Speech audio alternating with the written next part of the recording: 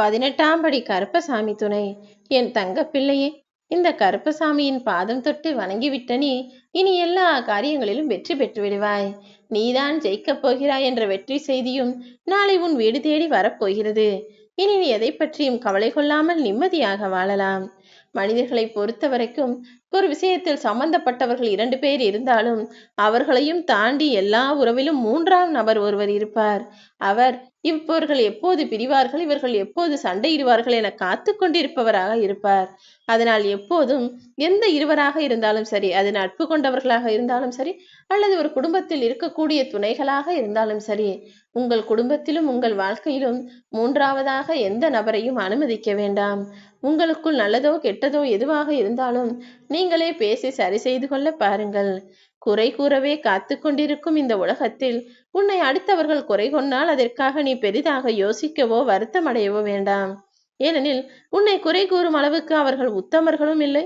அவர்கள் சொன்னதையே நினைத்து கவலைப்படுவதற்கு நீ ஒன்றும் தவறு செய்யக்கூடிய கெட்ட பிள்ளையும் இல்லை.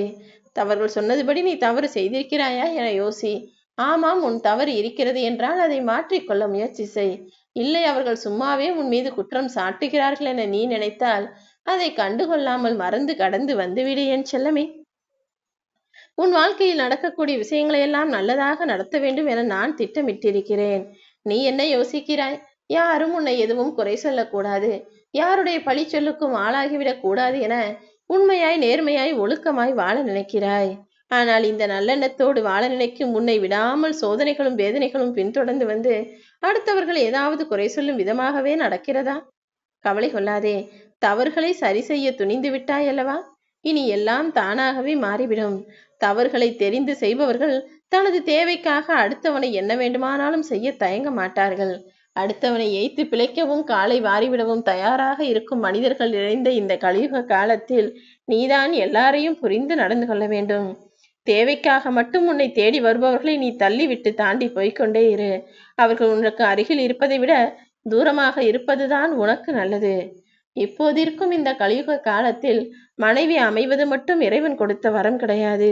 உண்மையான அக்கறையோடும் அன்போடும் பாசத்தோடும் ஒருத்தி மட்டுமே மனதார விரும்பும் நல்ல அன்புள்ளம் கொண்ட கணவன் கிடைப்பதும் இறைவன் கொடுக்கும் வரமாக மாறி போய்விட்டது. ஏனெனில் காலம் கெட்டுப்போய் கிடைக்கிறதல்லவா? எல்லாமே தவறாகி போய்விட்ட இந்த உலகத்தில் உண்மையான நல்ல எண்ணத்தோடு ஒருமையாய் தன் குடும்பத்தையே பெரிதாக நினைக்கிற ஆண்கள் நினைப்பதும் கிடைப்பதும் கூட இப்போது அரிதாகிவிட்டது. என் அன்பு பிள்ளையே, தனியாய் பயணிக்க பழகிக்கொள். ஏனெனில் தனிமை தரும் தைரியம் உன்னால் எதையும் எவரையும் சமாளிக்கக்கூடிய தைரியத்தையும் வலிமையும் உனக்குள் உருவாக்கும். எந்த பிரச்சனையாக இருந்தாலும், எந்த கஷ்டமாக இருந்தாலும், எந்த விஷயமாக இருந்தாலும், எந்த செயலாக இருந்தாலும் எவரையும் எதற்காகவும் தேடிக்கொண்டிருக்காதே. எல்லா காரியங்களையும் தனியாய் செய்து சாதிக்க சமாளிக்கக்கூடிய ஆளாக நீ இருந்துவிடு. கூடிய விரைவில் உனக்காக எல்லாவற்றையும் நான் செய்து உன்னை காப்பாற்றுவேன். எதுவாக இருந்தாலும் இழுத்து பிடித்து கொண்டு கஷ்டப்படுவதை விட்டுவிட்டு உன்னை விட்டு போவது எதுவாக இருந்தாலும் அதை அப்படியே விட்டுவிடு. அது உறவாக இருந்தாலும் சரி, விஷயமாக இருந்தாலும் சரி, உன்னை நோக்கி வருவதை ஏற்றுக்கொள். உன்னை விட்டு விலகி போவதை அப்படியே விட்டுவிடு என் தங்கமே. வாழ்க்கையில் நம்பிக்கை இருக்கலாம், ஆனால் யாரையும் நம்பி நீ இருக்கக்கூடாது. ஏனெனில் நீ யாரை நம்புகிறாயோ அவனே உன்னை ஏமாற்றுபவனாகவும் உனக்கு எதிரியாகவும் மாறி போவதற்கு பல வாய்ப்புகள் இருக்கிறது என் தங்கமே. மாற்றங்கள் நிறைந்த இந்த உலகத்தில் மனித மனம் என்பது நொடிக்கு நொடி மாறிக்கொண்டே இருக்கிறது. எந்த நேரத்தில் யார் நல்லது செய்வார்கள், யார் கெட்டது செய்வார்கள் என யாராலும் தீர்மானிக்க முடியாத விஷயமாக உலகமாக மாறிவிட்டது. அதனால் அடுத்தவர்களை நம்பலாம், ஆனால் முழுவதுமாக நம்பிவிடாமல் நீ கொஞ்சம் கவனத்தோடும் விழிப்புணர்வோடும் உற்சாகத்தோடும் இருக்க வேண்டும். அடுத்தவர் உன்னை வாழ்த்தினாலும் சரி அல்லது தாழ்த்தினாலும் சரி, சிரித்துக்கொண்டே அவர்களை விட்டு போய்விடு. காலம் நிச்சயமாக உனக்கு எல்லா பதிலையும் உணர வைக்கும். எவ்வளவு நெருக்கமான உறவாக இருந்தாலும் சரி, அவர்கள் உன்னை அலட்சியப்படுத்துகிறார்கள் என தெரியும் போது அவர்களை விட்டு ஒதுங்கி போவதில் தப்பேதும் இல்லைதானே? அதை விட்டு விட்டு ஏன் என்னை வெறுத்து ஒதுக்குகிறீர்கள், ஏன் என்னை அலட்சியப்படுத்துகிறீர்கள் என அவரிடமே போய் நீ கேள்வி கேட்டால், அவரிடமே போய் நீ நியாயம் கேட்டால் உன் நியாயத்திற்கு உனக்கு பதில் கிடைக்காது. அவர்கள் உன்னை மேலும் அலட்சியமாக உன்னை ஓரங்கட்டவும் ஒதுக்கி வைக்கவும் உன் மீது இல்லாத பொல்லாத குறையெல்லாம் சொல்லுவார்கள். ஏனெனில் அவர்கள் ஒன்றும் தெரியாமல் தவறு செய்யவில்லையே. வேண்டுமென்றே உனக்கு தவறு செய்யும் மனிதர்களிடம் போய் நீ நியாயம் கேட்டால் மீண்டும் உன் மனம் கஷ்டப்படும்படிதான் பேசுவார்கள். அதனால் நாம் எவ்வளவு ஏமாளியாய் இருக்கிறோம் என்பதை நீயே தெரிந்து கொண்டு அவர்களை விட்டு கடந்து போய்க்கொண்டே இரு.